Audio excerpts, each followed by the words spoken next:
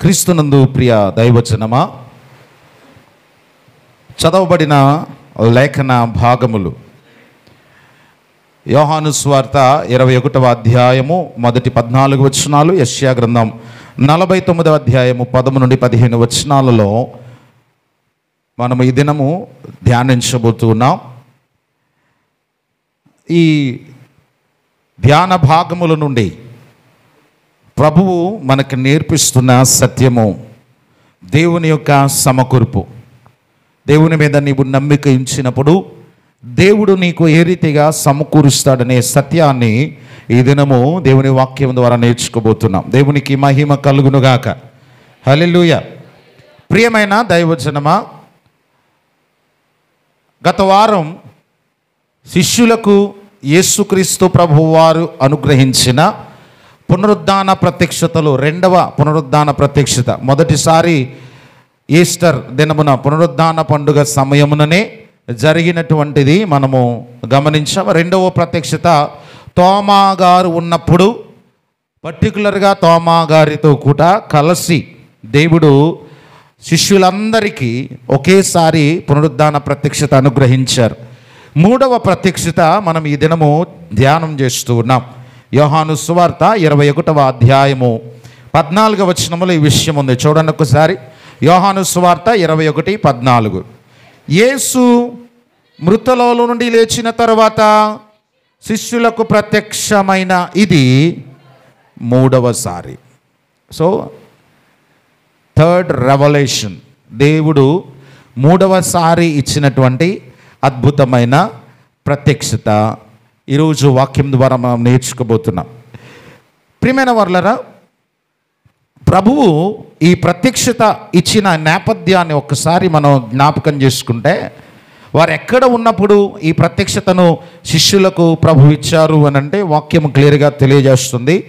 అటు తర్వాత యేసు తిబెరియా సముద్ర తీరమున శిష్యులకు మరలా తన్ను ప్రత్యక్షపరచుకొనెను. ఆయన తన్ను ప్రత్యక్షపరచుకున్న విధము ఏదనగా అంటూ జరిగిన సంభవాన్ని మనకు నేర్పిస్తూ ఉన్నారు. సో థర్డ్ రెవల్యూషన్, మూడవ ప్రత్యక్షత, క్రీస్తు పునరుద్ధానుడై మూడవ ప్రత్యక్షత శిష్యులకు ఇచ్చారు.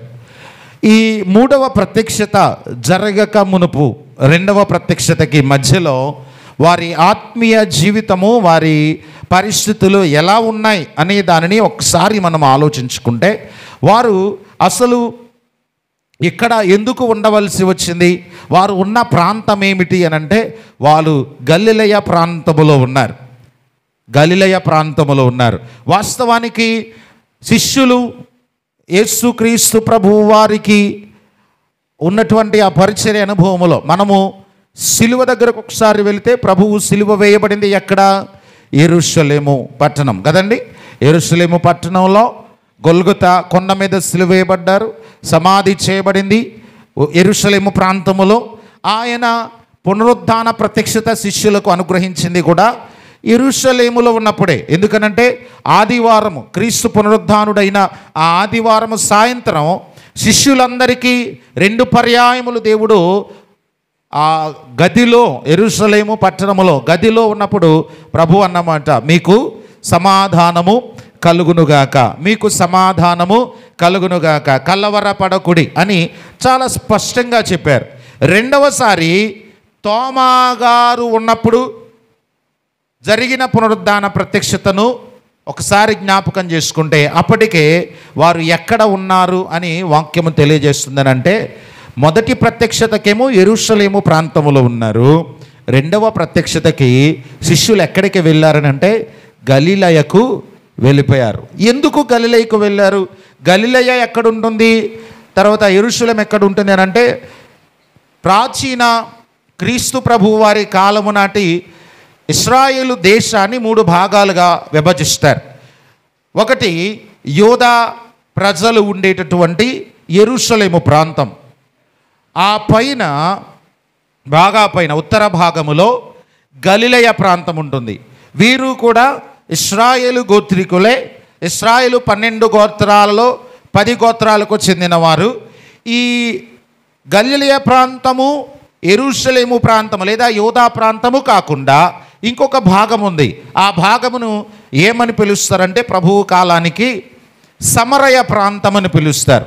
ఈ సమరయ ఎక్కడి నుంచి వచ్చింది అని అంటే అశ్షూరీయుల చెర తర్వాత సమరయులు అనే తెగ ప్రారంభమైంది. ఒకవేళ ఇప్పుడు మనం అది జ్ఞాపకం చేసుకుంటే టైం చాలా అవుతుంది కనుక దేవుని చిత్తమైతే మరొకసారి చూద్దాం. సో సమరయులు అనే తెగ గలిలయులకు యెరూషలేమునకు మధ్యలో ఉంది. సో వీరు యెరూషలేము నుండి గలిలయకు వెళ్ళారు. గలిలయలో వారు ప్రభువు ప్రత్యక్షత పొందుకున్నారు. ఇంకా దేవుడు వారితో ఉంటారు అని చాలా ఆలోచనలు, ఆశలు కలిగి ఉన్నారు. తోమాతో ప్రభువు మాట్లాడిన తర్వాత, తోమా గారికి మిగులు శిష్యులకి ప్రత్యక్షమైన తర్వాత, మిగిలిన ఆ శిష్యులందరితో కలిసి వీరందరికీ దేవుడిచ్చిన ప్రత్యక్షత తర్వాత జరిగిన నేపథ్యం ఏంటనంటే, తర్వాత మరలా ఈ 3వ ప్రత్యక్షత వరకు శిష్యులతో యేసు ప్రభువు వారు లేరు. 3వ ప్రత్యక్షత వారి జీవితంలో దేవుడు అనుగ్రహించేంత వరకు కూడా శిష్యులతో యేసు ప్రభువారు లేరు. సో ఎప్పుడైతే యేసు ప్రభువారు వారికి కనబడలేదో, ఎప్పుడైతే ప్రభువుతో వారు సహవాసం చేయలేదో, వారికి ఏర్పడిన కొన్ని భౌతికమైన ప్రతికూల పరిస్థితులు, యేసు ప్రభువారితో వారు నడిచిన క్రమాన్ని ఒక్కసారి జ్ఞాపకం చేసుకుంటే 3.5 సంవత్సరాల కాలములో వారు ఎప్పుడు వంట చేసే అవసరం వారికి రాలేదు. ఎప్పుడు కూడా వారి అవసరతలు ఎలా తీర్చబడతాయి, మనకు ఎలా సమకూర్చబడుతుంది, మన అవసరతలు ఏ రీతిగా తీర్చుకోగలుగుతాం అనే ప్రశ్న ప్రభువు రానివ్వల. ఎందుకనంటే వారిని పిలిచినప్పుడే ప్రభువు ఒక ఆజ్ఞ ఇచ్చారు. ఇదిగో మీరు సంచేనైనా కానీ, కత్తిని కానీ, కర్రని కానీ, జాలిని కానీ ఏది పట్టుకెళ్ళొద్దు. నేను ఎక్కడికి పంపిస్తే అక్కడికి మీరు వెళ్ళండి. అక్కడ మిమ్మల్ని చేర్చుకున్నవాడు నన్ను చేర్చుకున్నట్టు, మీకు పెడితే నాకు పెట్టినట్టు, మిమ్మల్ని దూషిస్తే నన్ను దూషించినట్టు, నా నామం పేరిట వచ్చిన మీకు గిన్నెడు చల్లనీళ్ళిస్తే పరలోక రాజ్యంలో దాని ప్రతిఫలం పోగొట్టుకోరు అనేది మొదటి పిలుపు. సో ఆ పిలుపును బట్టి యేసు ప్రభువారు ఒక చోట ఉండి 12 మంది శిష్యులు లేదా 70 మంది శిష్యులు 70 ప్రాంతాలకి లేదా 12 ప్రాంతాలకి లేక 6 ప్రాంతాలకి ఇద్దరిద్దరేసి చొప్పున పంపించారు కనుక 6 ప్రాంతాలకి వెళ్ళినప్పుడు 35 ప్రాంతాలకు వెళ్ళినప్పుడు వారికి ఎక్కడ ఏది తక్కువ కాలేదు. వారికి ఆకలి, వారికి దప్పిక, వారికి భౌతిక అవసరతలు, కొరత ఎక్కడ ఏర్పడలేదు. పైగా వారితో ప్రభువు ఆ సమయంలో లేరు కూడా. ఆజ్ఞాపించారు, పిలుపునిచ్చారు, ఆశీర్వదించారు, మీరు వెళ్ళండి పంపించారు. ప్రభువుతో వారు లేరు, వారితో ప్రభువు లేరు. కానీ వెళ్ళారు, సక్సెస్ఫుల్గా పరిచర్య ముగించుకుని వచ్చి చెప్పిన మాట ఏంటంటే, మాకు ఏదీ తక్కువ కాలేదు ప్రభువా, మేము మీ నామం పేరిట దయ్యాలు వెళ్ళగొట్టాం, గొప్ప గొప్ప కార్యాలు చేశామని చాలా సంబరంగా చెప్పుకున్నారు. సో ప్రభువు వారితో లేకుండా, నేను చెప్పేది ఏంటంటే ప్రభువు వారితో లేకుండా ఉండే నేపథ్యాన్ని లేదా అనుభవాన్ని యేసు ప్రభువు వారు వారికి నేర్పించారు. ప్రభువు లేకుండా వారు విశ్వాసంతో ముందుకు వెళ్ళటం అనేది ప్రభువు వారికి నేర్పించారు. కానీ పర్టికులర్గా ఈ టెక్స్ట్లో గమనిస్తే వారితో ప్రభువు లేరు. ఆ సమయంలో ప్రభువు వారితో లేనందున వారు కొంత వెలితిని చూశారు. దేవుని వాక్యను మనము జ్ఞాపకం చేసుకున్నప్పుడు యేసు ప్రభువారు ఎప్పుడైతే వారితో లేరో వారు ఒక నిర్ణయానికి తీసుకొచ్చారు. ప్రభువు ఉంటే వారికి సమస్త వనరులు సమకూర్చబడుతున్నాయి.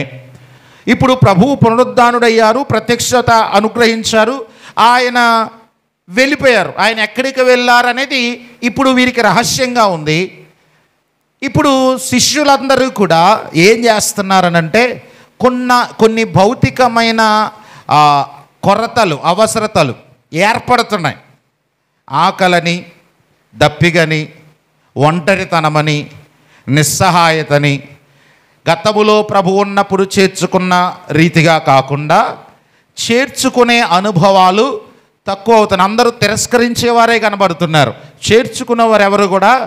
ఇలాంటి పరిస్థితులని చూసి ప్రధానుడుగా పిలువబడే పేతురు గారు ఏమన్నారనంటే, అబ్బాయిలు మనం ఇలా కూర్చుంటే మనకు పని అవ్వదు కనుక నేను ఒక పని చేయాలనుకుంటున్నాను.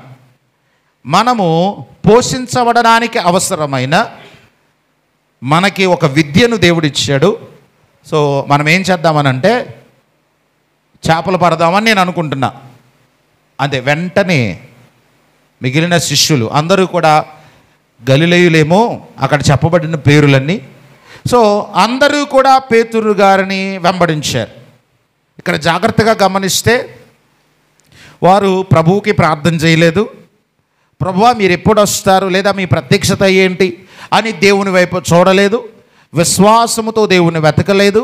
అక్కడ స్పిరిచువల్ థాట్ అనేది వారిలో కనబట్ల. ప్రస్తుతానికి వారికి ఉన్న భౌతికమైన కొరతను బట్టి వారు ఒకటే నిర్ణయం తీసుకున్నారు. పేతురు గారు ఎప్పుడైతే చేపలు పడదాం అని అన్నారో మిగిలిన శిష్యులు ఫాలో అయిపోయారు చక్కగా. సో వెళ్ళిపోయారు. మనకి బాగా తెలిసినటువంటి సంఘటనే. వెళ్ళిన తర్వాత రాత్రి అంతా కూడా చేపలు పట్టారు, ఒక్కటి కూడా వారికి పడలేదు. Failure failure failure.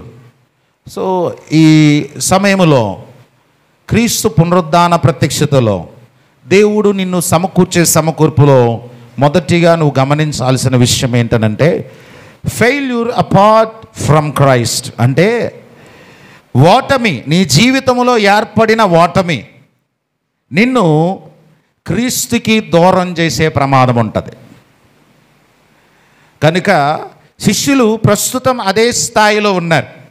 ఎప్పుడైతే ఎంత ప్రయాసపడినా వారి జీవితములో ఏమాత్రము ఫలితము లేదో వారు యేసు లేడు, మన బ్రతుకులో ఆశీర్వాదము లేదు. ఎందుకు వచ్చిన జీవితం రా బాబు?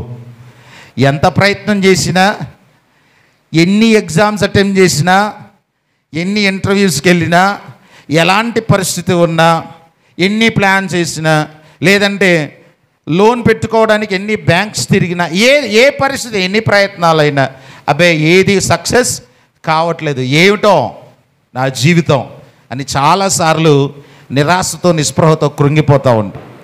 ఫెయిల్యూర్ ఎప్పుడైతే విశ్వాసికి ఏర్పడిందో ఇంకా ఇంకా బలంగా మనం చేసే గొప్ప పని ఏంటనంటే క్రీస్తుకు దూరం అయిపోతూ క్రమక్రమముగా మన సొంత నిర్ణయాల వైపు ఎక్కువ పరుగులు పెడుతూ ప్రయాసపడుతూ వేసే ప్రతి అడుగు ఫెయిల్ అయి కూర్చుంటాం. ఇంకొకసారి పడతా ఉంటాం.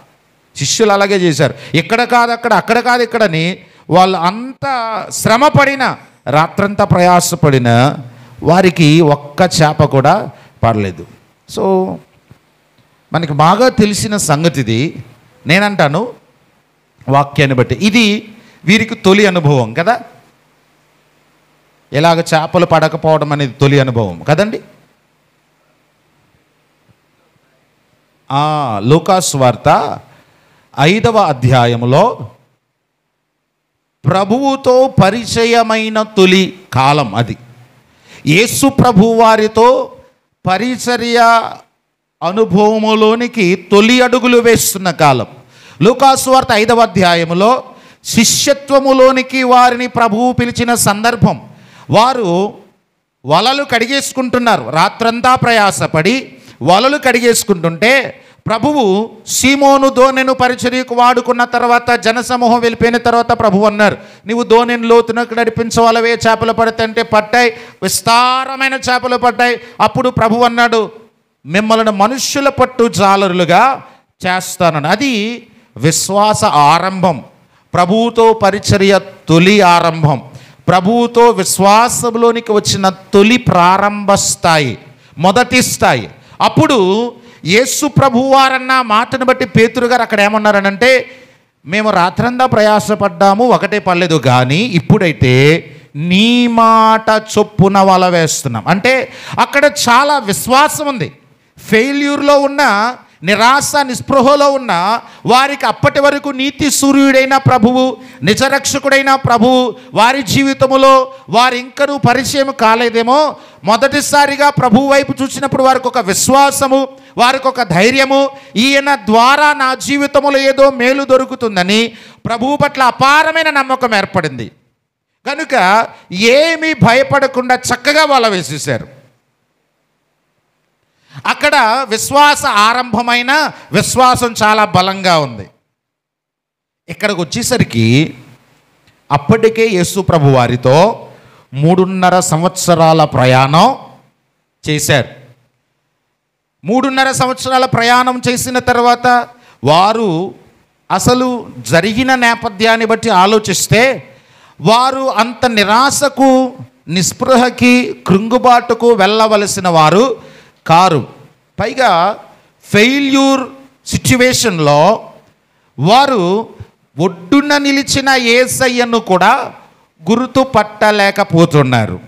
సో ఫెయిల్యూర్ అనే మాటను ఒక్కసారి మనం జ్ఞాపకం చేసుకుంటే, ఫెయిల్యూర్ అనే మాట, అనే అనుభవం నిన్ను ఎక్కడికి నడిపిస్తుందనంటే ఐ యామ్ ఎంప్టీ, అసలు నేను ఖాళీ, నాతో ఎవరూ లేరు, నేను ఎవరికి చెందిన వ్యక్తిని కాదు, నేను సాధిస్తేనే నేను నా తల్లిదండ్రుల కొడుకుగా, కూతురుగా అనిపించుకోగలను, నేను సాధిస్తేనే, నేను ర్యాంక్ కొడితేనే, నేను ఉద్యోగం సంపాదిస్తేనే, నేను ప్రమోషన్ కొడితేనే, లేదా నేను ఇలా సక్సెస్ అయితేనే, లేదంటే నా గురించి ఎవరు కూడా ఏం చెప్పుకోరు, నన్ను ఎవరు గుర్తించరు, నేను నిస్సహాయుని, నేను వట్టివాడిని, నా వల్ల ఏం కాదు, సో నేను ఫెయిల్యూర్ పర్సన్ కనుక ఇక నా జీవితంలో ఎప్పటికీ ఆశీర్వాదం రాదు అనే నిస్సహాయతతో, వట్టిగా క్రీస్తు లేని బలహీనమైన ఆలోచనతో,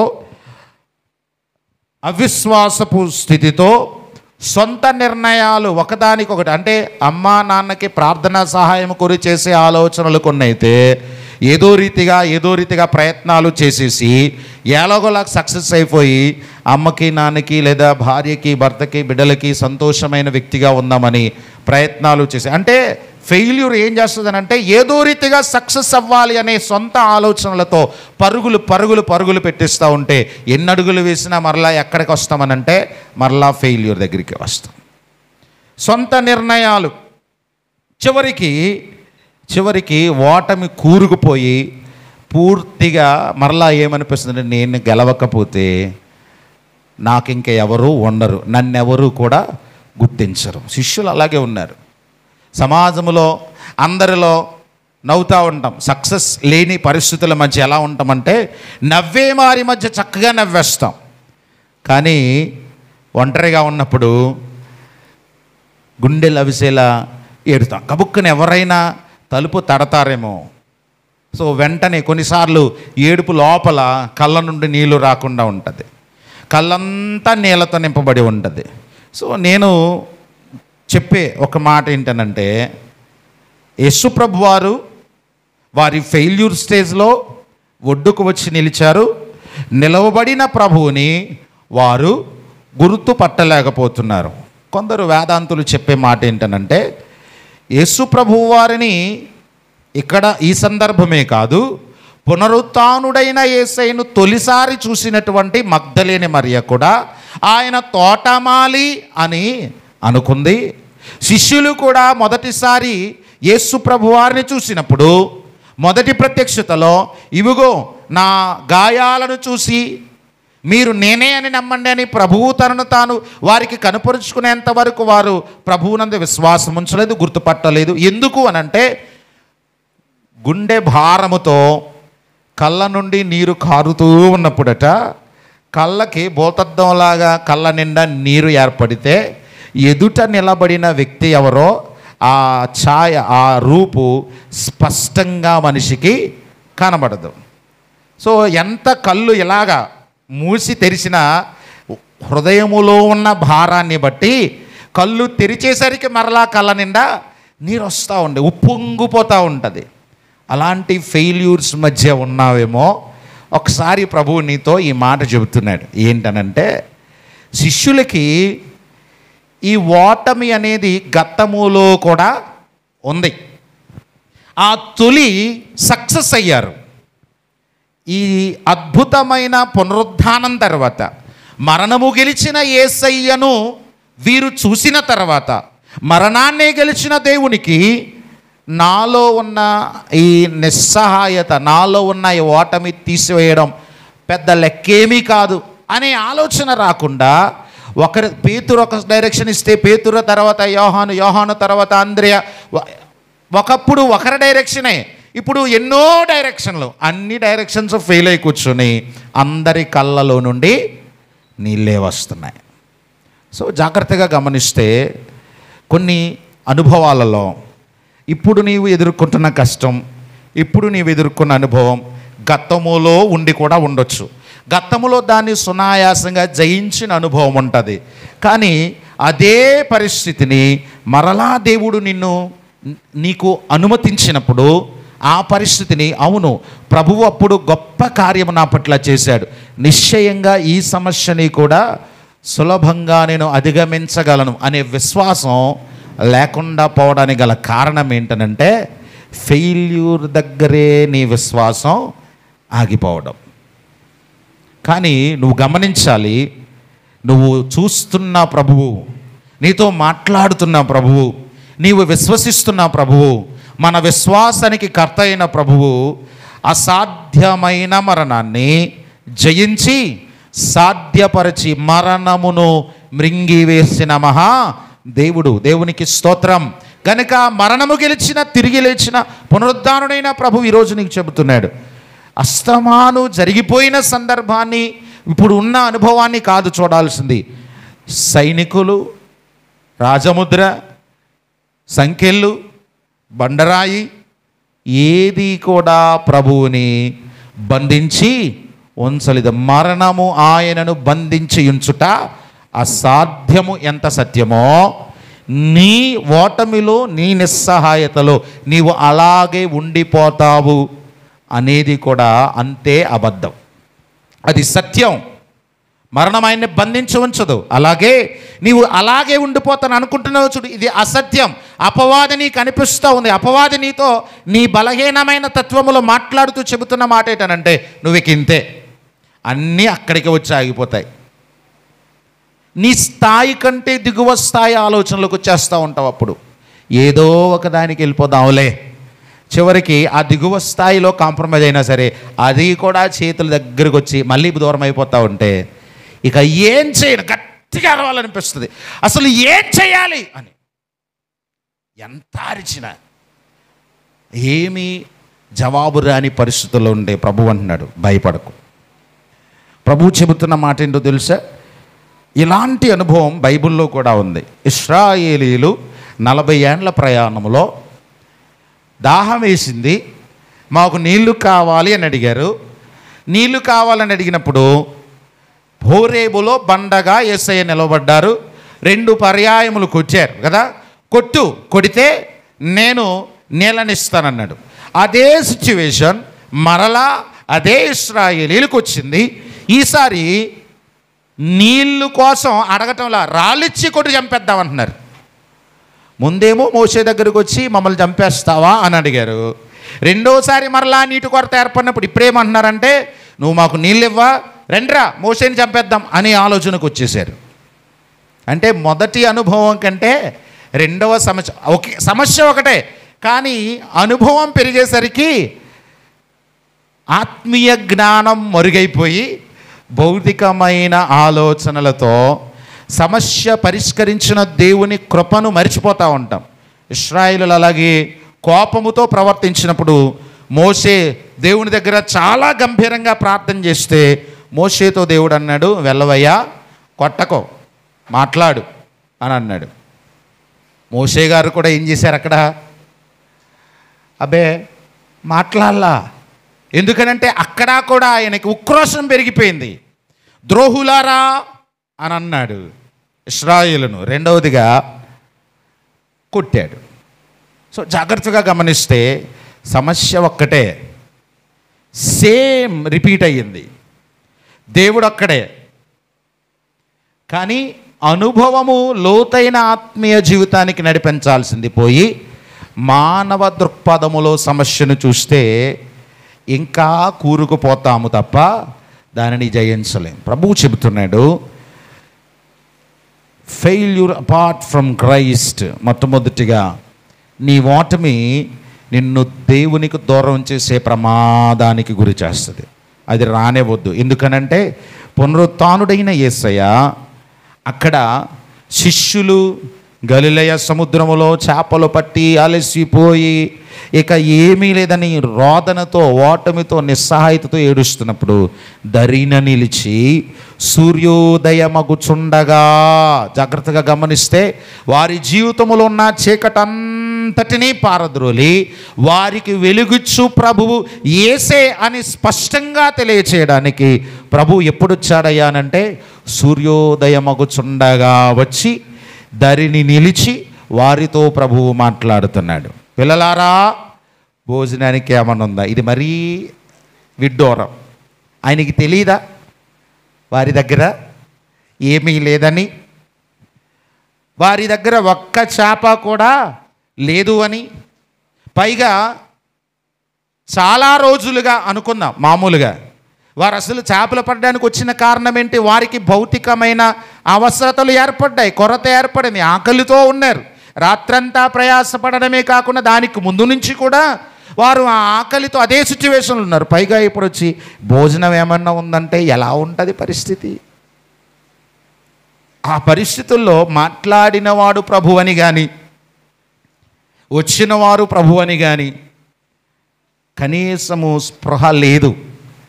కారణం ఏంటనంటే కొన్నిసార్లు భౌతికమైన ఆలోచనలు, భౌతికమైన కొరతలు ఆధ్యాత్మిక స్పృహని అణిచివేస్తాయి. అందుకే ప్రభువు రెండవదిగా చెబుతున్నాడు, సక్సెస్ త్రూ క్రైస్ట్. కేవలము యేసు ప్రభు వారి ద్వారానే, క్రీస్తు ద్వారానే నీ జీవితంలో విజయం. ఎలాగూ అనంటే చాలా అద్భుతమైన విషయాన్ని ఇక్కడ మనం గమనించవలసింది. చూడండి ఒకసారి, యోహాను సువార్తలో యేసు ప్రభువారు వారితో చెప్పిన మాట 21వ అధ్యాయములో 6వ వచనం. లేదని వారు ఆయనతో చెప్పిరి. అప్పుడు ఆయన, దోణి కుడి ప్రక్కను వలవేయుడి మీకు దొరుకును అని చెప్పెను.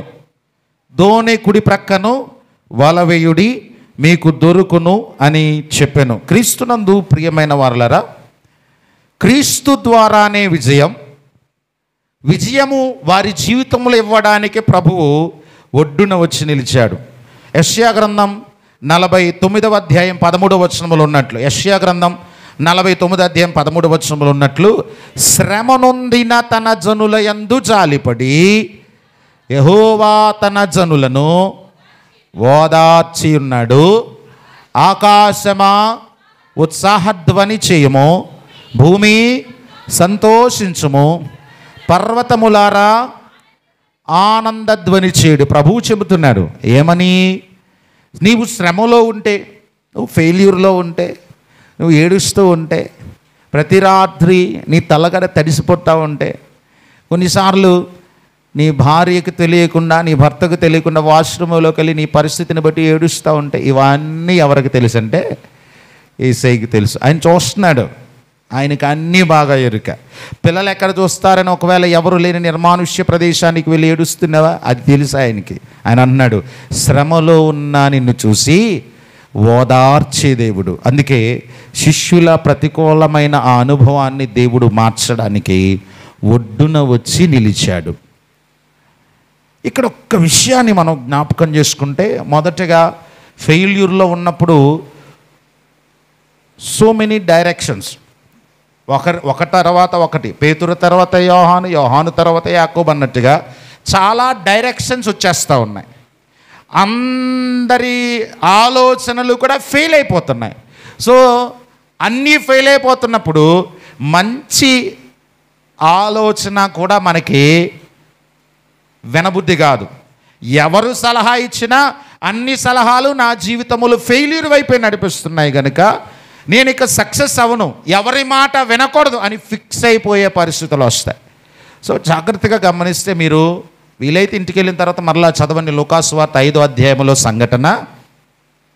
5వ అధ్యాయంలో యేసు ప్రభువారు పేతురు గారితో ఏమన్నారు అని అంటే, ప్రభు ఒకటే అన్నారు 4వ వచనములో, సీమోను దోణిను లోతునకు నడిపించి వలవై. ప్రభు ఒకటే అన్నాడు, లోపలికి పోని, లోతుకు వెళ్ళి వలవై. కుడి ఎడమ ముందు వెనక ఎలాంటి ఏ డైరెక్షన్ లేదు, కేవలం లోతుకు నడిపించు, వలవేయి.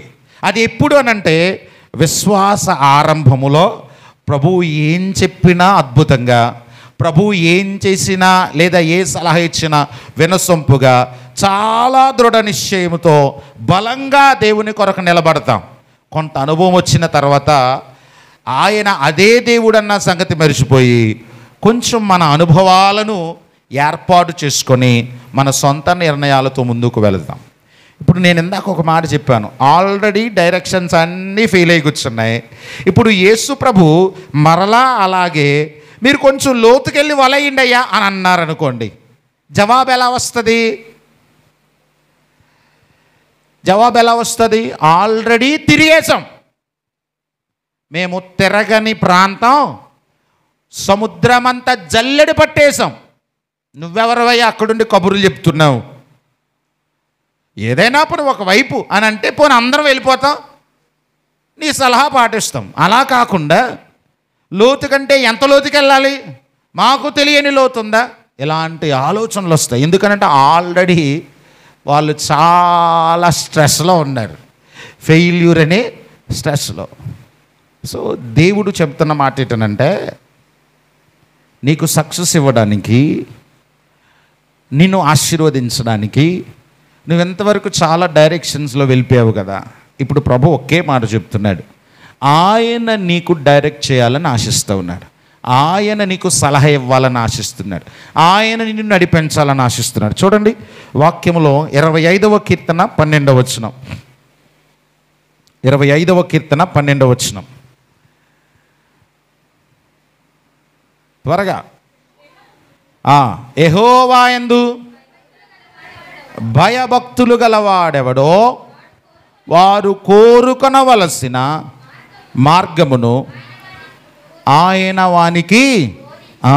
ప్రభు ఏమంటున్నాడనంటే, నువ్వెంతవరకు చాలా చాలా ప్రయత్నాలు చేసావు కదా, ఇప్పుడు నేను నీ జీవితాన్ని నా చేతుల్లోనికి తీసుకొని నేను నీకు ఒక మంచి సలహా ఇవ్వాలనుకుంటున్నాను, నేను నిన్ను డైరెక్ట్ చేయాలనుకుంటున్నాను. అన్నీ అయిపోయి ఇంకా ఏదైనా అదే అని ఫిక్స్ అయిపోయావు కదా, కాదు. ఇప్పుడు నేను ఒక డైరెక్షన్ ఇవ్వబోతున్నాను. చూడండి ఇంకొక మాట చదువుదాం. యెషయా గ్రంథం 48:17, 48వ అధ్యాయము 17వ వచనం. నీ విమోచకుడును ఇశ్రాయేలు పరిశుద్ధ దేవుడునైన యెహోవా ఎలాగూ సెలవిచ్చుచున్నాడు, నీకు ప్రయోజనము కలుగునట్లు నీ దేవుడనైన యెహోవానగు నేనే నీకు ఉపదేశము చేయుదును, నీవు నడవవలసిన త్రోవను నిన్ను నడిపించదు. నా ప్రభు అంటున్నాడు, నువ్వు చాలా చాలా అలసిపోయావు. సో ఆ అలసట నుండి, ఆ పరిస్థితుల నుండి నీకు ఉపశమనం, శాశ్వత పరిష్కారం కలగడానికి నేను ఒక్కటే ఆలోచన చేయాలనుకున్నాను. నేనే నీకు డైరెక్ట్ చేయాలనుకుంటున్నాను, నేనే నీకు ఒక నడిపింపునివ్వాలనుకుంటున్నాను. అది ఎలాంటిది అనంటే, నీకు ప్రయోజనము కలిగించేది, నీకు మేలు కలగజేసేది, నీవు కోరుకోవలసింది అదే. దానిని నీకు నేర్పించాలని, ఆ ఆలోచన గుండా నేను ముందుకు నడిపించాలని, నిన్ను ఆశీర్వదించాలని నేను నిర్ణయం తీసుకున్నాను. ఇదే ఆలోచనతో యేసు ఎక్కడ నిలబడి ఒకటే అన్నాడు, గతములో లాగా లోతుకెళ్ళి వల అనకుండా క్లియర్గా ఏ ప్రక్క వల వేయాలో చెప్పారు. చూడండి 7వ వచనములో,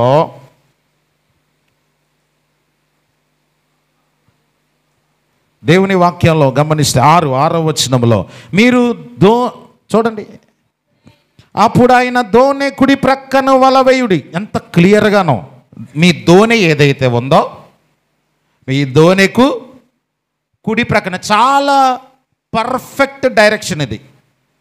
ఇంకా మరలా కుడికి ఎడమకి ఆలోచించే అవకాశం లేదు. మీరు ఉన్న ప్రాంతములో, మీరు ఉన్న దోణిలో మీరు ఇంకా అలసిపోయి నిరాశతో కూర్చున్నారు కదా, ఆ దోణి నింపబడినట్లు నేను చెబుతున్నాను.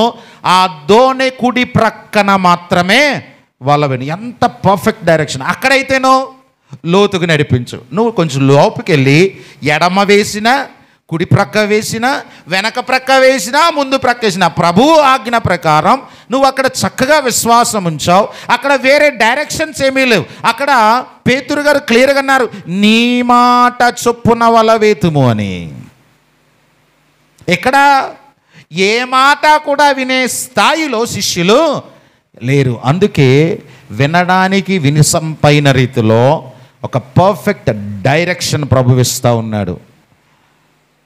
చూడండి ఎంత క్లియర్గా ప్రభువు మనల్ని అబ్జర్వ్ చేస్తాడు. ఆయన అంటున్నాడు కుడి ప్రక్కన. ఏ కుడి ప్రక్కన? ఆ ప్రశ్న రానివల, మీరున్నదోనే కుడి ప్రక్కన వలవేయుడి. వెంటనే మనం చూస్తాం ఏం జరిగిందట. వారాలాగు చేయగా చేపలు విస్తారముగా పడినందున వల లాగలేకపోయిరి. దేవునికి స్తోత్రం. అందుకే నీ విజయము క్రీస్తు ద్వారానే. నీ సొంత నిర్ణయాలు, నీ సొంత ఆలోచనలు నేను ఎప్పుడు ఫెయిల్యూర్కే నడిపిస్తాయి. కానీ నీ ఆలోచనలన్నీ దేవుని మీద పెడితే, దేవా నేను ఇలా చేయాలనుకుంటున్నా, నా పట్ల నీ ప్రణాళిక ఏంటి, నీ ఉద్దేశం, నీ నడిపింపు, నీ ప్రణాళిక, నీ సలహా నాకు చెయ్యి, నాకు నేర్పించు, అది నీదే అని గుర్తెరగాలి. నువ్వు ఖచ్చితంగా నాతో మాట్లాడు, నాకు బయలుపరచు. నేను ప్రతి ఆలోచన నీదే అనుకుని భ్రమపడి నేనేం చేస్తానంటే ఫెయిల్ అయిపోతున్నాను, చివరికి నీ మీద అవిశ్వాసంలోకి వెళ్ళిపోతున్నాను. అలా రానివ్వద్దు.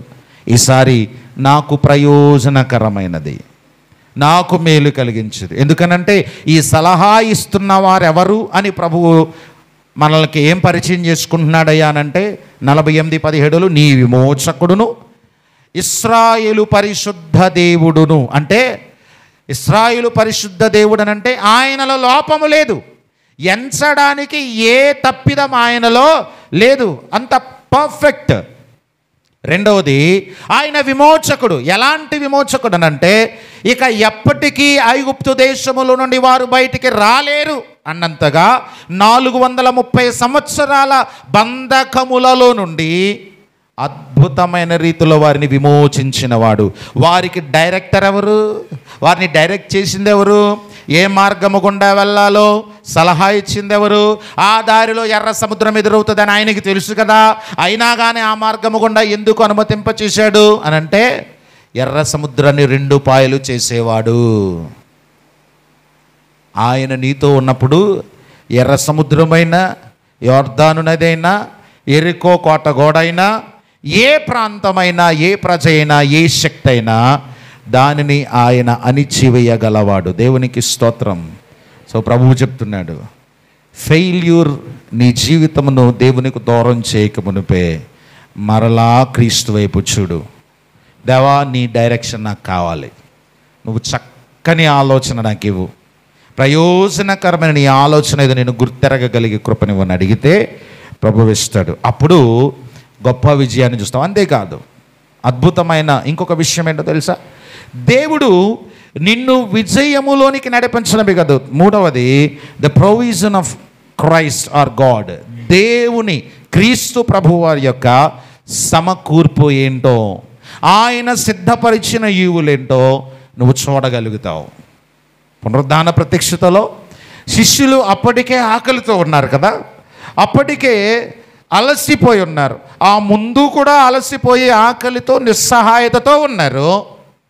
అంతేకాకుండా ఇప్పుడు కూడా ప్రయాసపడటం వలన ఆ ముందు అలసట కంటే మించి ఇప్పుడు ఈ ప్రయాసను బట్టి ఇంకా రాత్రంతా ఉన్న ఆఖరి శక్తిని కూడా పూర్తిగా కోల్పోయి ఎవరైనా వలేస్తే బాగుండు, జాగ్రత్తగా గమనించండి, ఎవరైనా వండి పెడితే బాగుండు, ఎవరైనా సహాయం చేస్తే బాగుండు అన్నట్టుగా ఉంది వారి జీవితం. వల వేసే ఓపిక లేకపోయినా ప్రభు మాటకు, ప్రభు యొక్క ఆలోచనకు సంపూర్ణ విధేయులు ఎప్పుడైతే అయ్యారో మనం చూస్తే చక్కగా వల నిండా చేపలు పడ్డాయి. కొన్నిసార్లు దేవుని ఆశీర్వాదం దగ్గరకు వచ్చిన తీసుకునే శక్తి ఉండదు. వంట చాలాసార్లు ముఖ్యంగా స్త్రీలైన వారికి, తల్లులకు ఈ అనుభవం ఎక్కువ ఉంటుంది. పాపం ఉదయం నుంచి పనులు ఎక్కువైపోయి బ్రేక్ఫాస్ట్ చేసే తీరిక లేక ఏదో రీతిగా మొత్తం మీద బ్రేక్ఫాస్ట్ చేసేసి అందరికీ చక్కబెట్టేసి బ్రేక్ఫాస్ట్ చేద్దాం అనుకునేసరికి లంచ్ టైం అయిపోతుందని మళ్ళా లంచ్ ప్రిపేర్ చేసి ఈలోపు లంచ్కి అందరూ వచ్చేస్తే అందరికీ వడ్డించేసిన తర్వాత వీళ్ళకి తినే ఓపిక ఉండదు. తిందామనే ఆశ, ఆలోచన, ఆకలి చచ్చిపోయి ఇంకెందుకులే. అలాంటి టైంలో భార్య దగ్గరికి భర్త భోజనం కలిపి పట్టుకెళ్ళి తినిపిస్తే ఉంటుంది, నా భర్తకి నేనంటే ఇంత ప్రేమ. అసలు ఆ ఒక్క ముద్ద పెట్టేసి నాకు అర్జెంటుగా టీ అని అంటే ఒక్క ముద్ద చాలు, మళ్ళా వారం రోజులు కావాల్సిన శక్తి ఇచ్చేస్తుంది. ప్రేమతో కలిపి పెట్టిన ముద్ద నిజం. సో ఇప్పుడు యేసుక్రీస్తు ప్రభువారు చేస్తున్న పని అదే.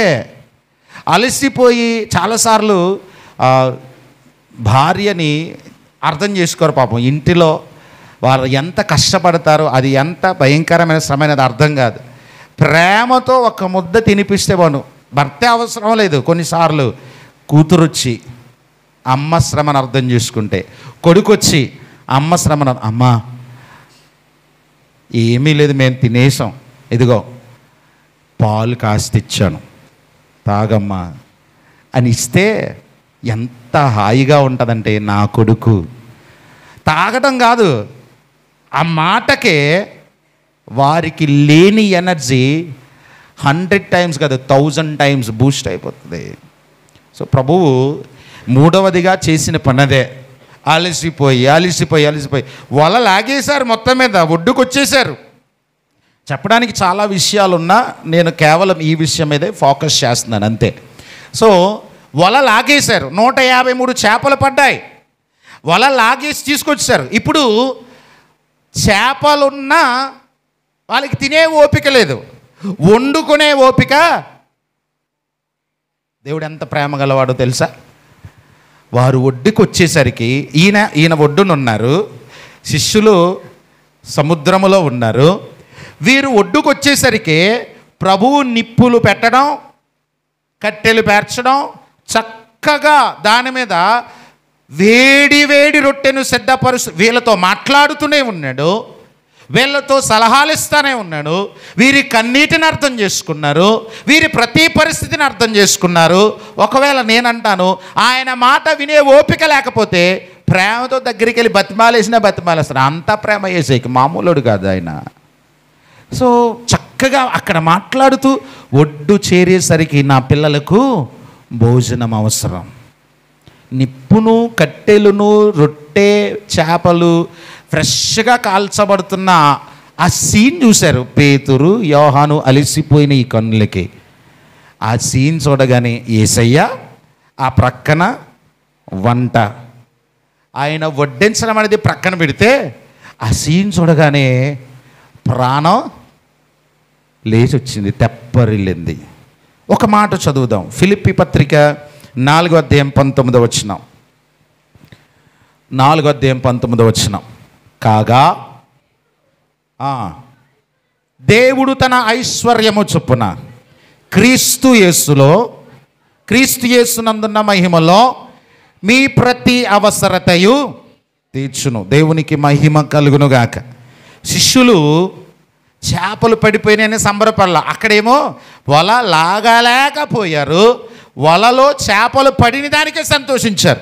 ఇప్పుడు వీళ్ళు సంతోషపడుతున్నట్లుగా లేదు. కారణం ఏంటంటే చేపల కంటే వారికి అవసరమైంది. అసలు చేపలు పట్టాలన్న ఆలోచన వారికి రావడానికి కారణమే భౌతికమైన కొరత.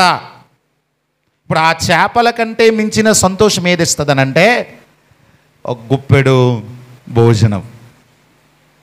సో దేవుడు ఎంత ప్రేమగా, ఎంత అద్వితీయంగా ఆలోచించారు అని అంటే, ఒడ్డునకు శిష్యులు వచ్చేసరికి క్రీస్తు దేవుని యందున్న ఆ అద్భుతమైన మహిమైశ్వర్యములో వీరికి రాబోవు కాలానికి సరిపడ వనరుగా దేవుడు ఉద్దేశించిన ఆశీర్వాదాన్ని ప్రక్కన పెట్టి, అది మీకు అని చెప్పి అందులో కొన్ని తెండి అని అన్నాడు. అప్పటికే కొన్ని చేపలు, రొట్టెలు ప్రభువు సిద్ధపరిచాడు. వారు వచ్చిన తర్వాత స్వయంగా ఆయనే రొట్టెను విరిచి ఒక్కొక్కరికి ఇచ్చారు, స్వయంగా ఆయనే చేపలు ఒక్కొక్కరికి వడ్డించారు. ఆయన తినలా, ఆయన వడ్డించెను. ఎంత ప్రేమండి! తండ్రి కన్నా తల్లి కన్నా అద్భుతమైన ప్రేమ, అద్భుతమైన సమకూర్పు. ఈరోజు నువ్వు గమనించాల్సిన విషయం ఏంటనంటే, శిష్యులలాగా ప్రభువు మాతో భౌతికంగా ఉన్నప్పుడంటే మా అవసరత తెలుస్తుంది. ఇప్పుడు ఆయన మరణము గెలిచి తిరిగి లేచిన పునరుద్ధానుడు, ఆయనకి భౌతిక వనరులేమి ఉండవు, భౌతిక అవసరతలేమి ఉండవు అనే ఆలోచనలో ఉన్నారు. కానీ ఆయన రక్తమాంసములలో పాలివాడై మన ప్రతి పరిస్థితి ఎరిగిన మహాదేవుడన్న సంగతి మర్చిపోయారు. మరొక విషయాన్ని వారు మర్చిపోయారు. దేవుని శక్తి కొరచయింది అని భావిస్తూ ఉన్నారు. హెబ్రీ పత్రిక 13:8 చెబుతుంది, యేసుక్రీస్తు నిన్న నేడు ఏకరీతిగా అవును, యుగయుగములు ఒకే రీతిగా ఉన్నాడు.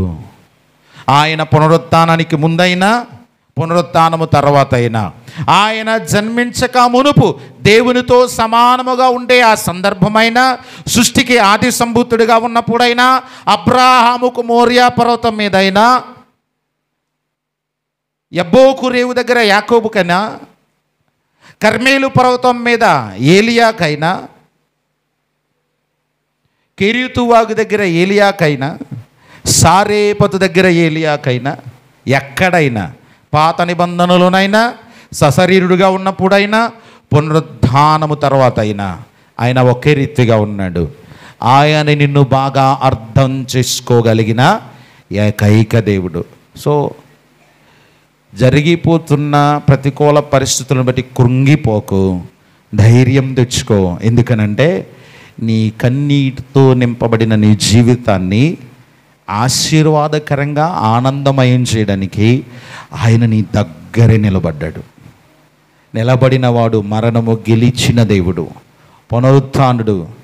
ఆయన అలసిన నీ ప్రాణానికి, సొమ్మసిల్లిన నీ ప్రాణానికి, కృంగిపోతున్న నీ జీవితానికి శ్రేష్టమైన ఫ్రెష్ బ్రెడ్, ఫ్రెష్ ఫిష్, ఎంత అద్భుతమైన తాజా చేప కాల్చింది, తాజా రొట్టె పులియనిది, ఎంత అద్భుతమైన ఆహారాన్ని దేవుడు, అంటే అలసిన అలసట అంతటా కూడా ఆ నాలుకకి ఆ చేప రొట్టె కలిపి ఒక్క ముద్ద తినగానే అలసిపోయిన అలసట అంతా పోయింది శిష్యులకి.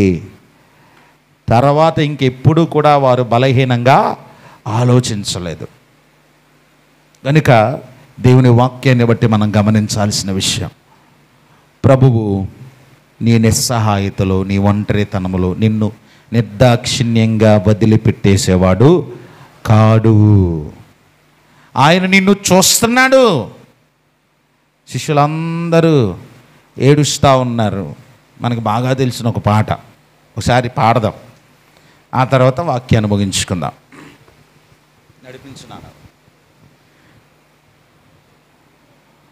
ఒకసారి నేను పాడుతుంటుండగా నాతో పాటు కళ్ళు మూసుకొని ధ్యానపూర్వకంగా నీ పరిస్థితిని జ్ఞాపకం చేసుకుంటూ పాడితే ఇది ఇంకా ఆత్మీయంగా ఉంటుంది.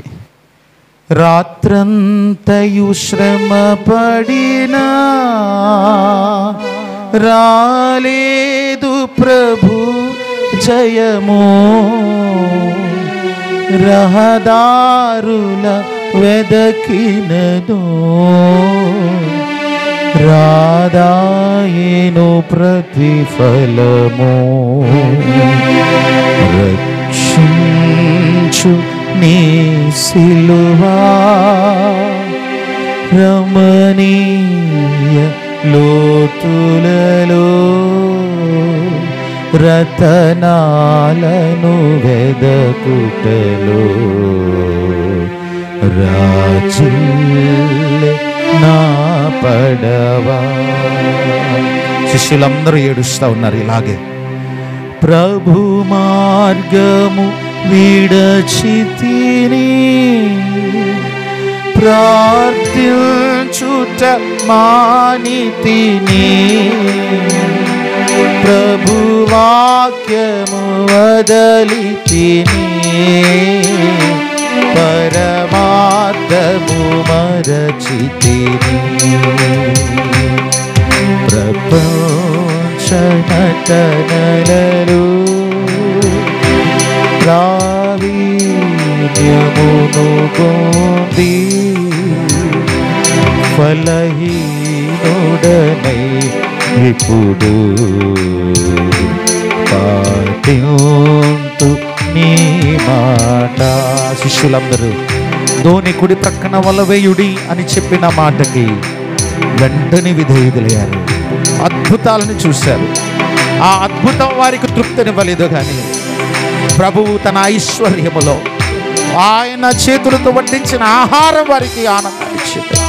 నీ జీవితంలో కూడా ఇదే నీ కొరకైతే కృష్ణత ఎదురు చూస్తున్నావో నిన్ను తృప్తికరించేది, నిన్ను ఆశీర్వదింపచేసేది దేవుని మాట. అందుకే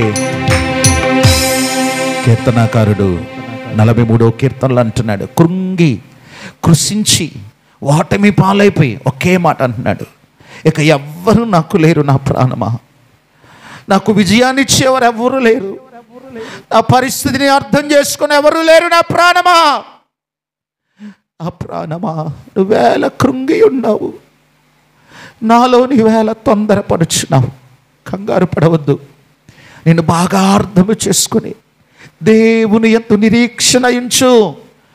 ఆయన రక్షకుడు, ఆయన అద్వితీయుడు అని మాట్లాడుతున్నాడు కీర్తనకారుడు. పునరుద్ధానుడైన యేసయ్య నీ ప్రక్కనే నిలిచాడు. ఈ మాట చెబుతావా? యేసయ్యా నడిపించు, నా జీవితాన్ని నడిపించు. నాలో ఉన్న ఫెయిల్యూర్ ఆయా సందర్భాలలో విశ్వాసమును నన్ను దూరం చేస్తుందేమో, ఎన్నటికీ నేను అలా ఉండకూడదయ్యా. నీలోనే విజయం, నీలోనే ఆనందం, నీ ఐశ్వర్యము చొప్పునే నా ప్రతి అవసరత తీర్చబడుతుంది. నేను నమ్ముతున్నాను. ఈరోజు నాకు డైరెక్టర్గా నీవు ఉండండి. నా సొంత ఆలోచనలు కాదు, నా విమోచకుడిగా నీవు ఉండండి, పరిశుద్ధ దేవునిగా నీవు ఉండండి. మీరే నా మీద దృష్టి ఉంచి నాకు ఆలోచన చెప్పి ప్రయోజనకరమైన మార్గము గుండా నన్ను నడిపించమని అడుగు. ప్రభువు ఆయన పునరుద్ధాన శక్తిలో నేను ఆశీర్వదించడానికి ఇష్టపడుతున్నాడు. ప్రార్థన చేద్దాం. ప్రేమాపూర్ణుడమైన తండ్రి, అద్వితీయుడమైన దేవ, మా కొరకు మరణము గెలిచి తిరిగి లేచిన మహాదేవ, పునరుద్ధానుడమైన నీ పునరుద్ధాన సామర్థ్యమును ఆయా సందర్భాలలో మరచి మేము చేసిన ప్రయత్నాలను బట్టి విసిగి వేసారి కృంగి మా దరిని నిలిచి మాట్లాడే నీ మాటను గుర్తించలేని స్థితిలో ఉంటే దేవా మమ్మల్ని క్షమించండి. శిష్యులకు ఎంత పర్ఫెక్ట్ డైరెక్షన్ మీరు ఇచ్చారో ఆ డైరెక్షన్ వారు ఖచ్చితంగా విధేయతతో దాని ప్రకారము చేసి అద్భుతాన్ని చూడగలిగారు. నీ మాట మీరు మాకు సెలవిస్తున్నప్పుడు భ్రమపడకుండా, అవిధేయతతో ఆలోచించకుండా సంపూర్ణ విధేయులమై నీ ఉద్దేశానుసారంగా మేము నడిచి గొప్ప విజయాలను, గొప్ప సమకూర్పును మేము అనుభవిస్తూ అనేకులకు ఆశీర్వాదకరముగా జీవించే కృప మాకు దయచేయమని మీ కృపా హస్తాలకు నన్ను మమ్మల్ని అప్పగించుకొనొచ్చు. ఈ వాక్యం విన్న ప్రియబిడ్డల జీవితాలలో ఎందరైతే ఈ స్థితిని కలిగి నీ సహాయము కొరకు ఎదురు చూస్తున్నారు వారందరి జీవితంలోనూ గొప్ప అద్భుతముతో నడిపించమని యేసు నామమున ప్రార్థిస్తూ ఉన్నాను పరమ తండ్రి. ఆమేన్.